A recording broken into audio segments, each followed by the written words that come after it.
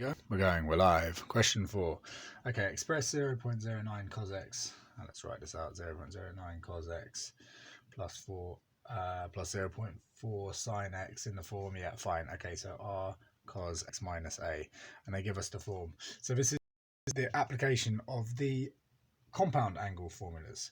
So we know that 0.09 cos x plus 0.4 sin x. And again, from marking papers, this is really, really good if you out fully. So we get r, it's what is it? X cos alpha minus r sine x sine alpha. So that's using the compound angle formula for that. All right, so then we compare. So we've got cos x here, and we've got cos x here. So we know 0.09 is equal to r cos alpha, and we've got sine x here, sine x here. Oh, hang on a second though, that's a minus. That should be a plus. Okay, which is good because they give us right where the sine should marry up with the signs here. So we've got a plus here, and we should have a plus here. That's how they designed the question. So we've got 4 here is equal to r sine alpha. Well, we should call that 1 and 2.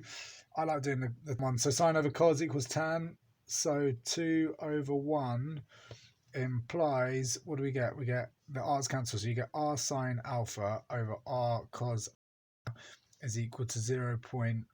What's on top? 4 over 0.09. So you get tan alpha is equal to, what's that? Over 9.4. Okay, so we get the calculation on there as well. 0.4 divided by 0.09 is 40 over 9. So then shift tan that. Wait, what's going on? Come on, calculator. What's going on? Menu 1. Okay, shift tan 40 divided by 9. Okay. So that implies alpha is equal to 1.3. What's it want it to? 4 decimal places. 495 to 4 decimal places. So just be careful with the rounding. You got to round that up. And then once we got that, we want to work out what r is. So I guess from 1, r is 0.09 over cos of alpha, and I'm going to use answer, right? So 0.09 divided by, I don't know if you can see that, hopefully you can, cos of answer, because then there's no rounding, and we get 41 over 11. It's 41 over 11. That's right, over 100.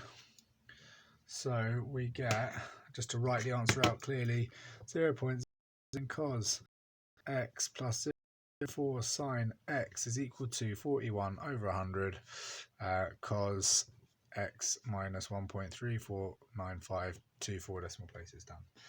Ah, yes, this is a good one. This is a good one. Right. Okay. I lost it on the computer. It's not the computer, it's not. This is it. Height of a swing above ground can be more of the following. Let's write this down. H to 16.4 over 0.09 cos t over 2 plus 0.4 sine t over 2, where the domain is also important, is that, right? Okay, well, h is the height in centimeters and t is the time in seconds since the swing was in the, at its greatest height. Calculate the minimum value of h. So the minimum, when you've got a fraction, the minimum is, so minimum when you got the numerator and the denominator, when the denominator is maximized. So we want to know the maximum that this can take. This looks very similar to part A, doesn't it? But instead of t, we've got t over 2. So, but we can just replace t with t over 2. So h is the same. If we write it a different way, it's 16 over 4 over. And I'm just going to use this from part A. Instead of x, I'm going to use t over 2. 41 over 100 cos t over 2 minus 1.3495. So we got that. So we want to know what's the maximum value of this. What's the maximum value of cos of anything? Here is the cos graph. Okay, there's cos of t over 2. T over 2. Okay, and it's got a maximum of 1, hasn't it? So what's the maximum of 41 over 100 times that? Well, it's going to be 41 over 100. So minimum when cos t over 2 minus 1.3459 is equal to 1, which is its maximum, which implies h is equal to 16.4 over 41 over 100, which is equal to, so I've already got 41 over 100 there, so it's 16.4 divided by answer equals 40. There you go. And the value of t when this occurs. So we want t to be a maximum. So what we want here is cos of t over 2 minus 1.34595 to equal 1. So how do we solve that? Well, that means we know we want t over 2 1.495. Should I have changed already? We want the principal value. Let's see. Is equal to cos to the minus 1 of 1 is 0. We should be all right. Add 1.3495 and we get t over 2 is equal to 1.3495 times both sides by 2. T is equal to 2, 1.3495 times. Okay, it's 2.99. Last bit. Okay, there you go.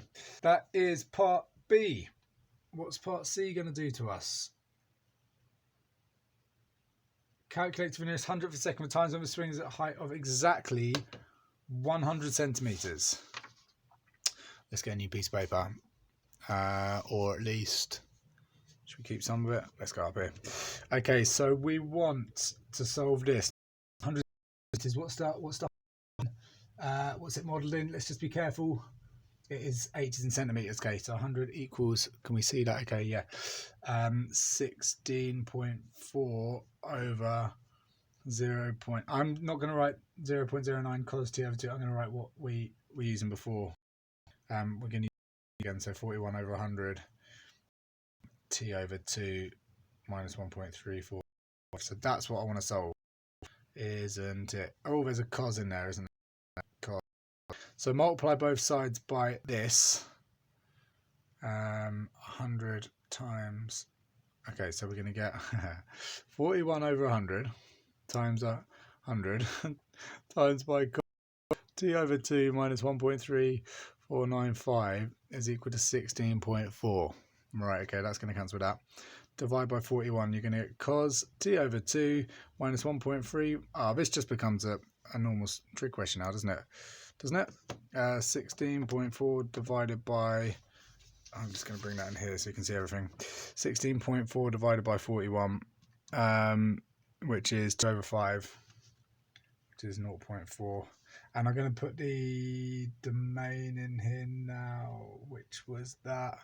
But we want t over 2 minus 1.3495. So that's going to be, instead of t, isn't it? So we're going to divide that by 2. And we're going to take away that, so it's going to be minus 1.3495. So we want to make sure we get all the solutions. Divide that by 2, 5.4 divided by 2. And then we want to take away 1.3495. 1.3505. Okay, fine. So t over 2 minus 1.395 even is equal to the principal value. We are in radians. Shift cos 0.4 equals, wow, 1 point. Actually, I'm going to write that down here somewhere because we want negative ones as well. So I'm going to write it in the middle here. 1.1593 to 4 decimal places. Right, what else are we going on? It's cos, isn't it? That's, I mean, that's our upper bound. That's our lower bound. I think the only other one we're going to need actually is minus 1.159. Again, if you think where I got that from, just know that our cos graph is symmetrical, right? It's even function. Symmetrical about f of x is equal to f of minus x. It's symmetrical about the y-axis. So we get those for free. Now, another thing where our point here, isn't it?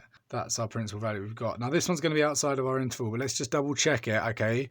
So this one here would be 2 pi minus answer, which is 5.1239. It's outside of our interval. I just wanted to check that to remind you. Okay, so that means t over 2 is equal to, if we add 1.495 to both of these values, so minus 1.1, hang on, minus 1.593 plus 1.395 is equal to 0.192, and then 1.593 plus 1.3495 is equal to 2.5088 times 3. Do that one first because it's there, and we get 5176 times this one by 2. What's that going to be? 0.3804. And then just to check, are they in our original interval? Happy days, they are, because that's t, isn't it? That's our original interval. Okay, there we go. Good, done.